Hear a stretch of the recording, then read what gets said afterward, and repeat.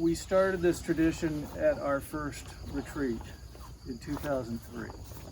And that is for each participant to sign the vests with their name, the place, and the date. Hopefully that many after you will wear your name and feel that brotherhood and the camaraderie that is created and is held in these vests. Pick a vest that they're sort of sized up, one that'll fit, get a Sharpie, and add your name to the legacy that Real Recovery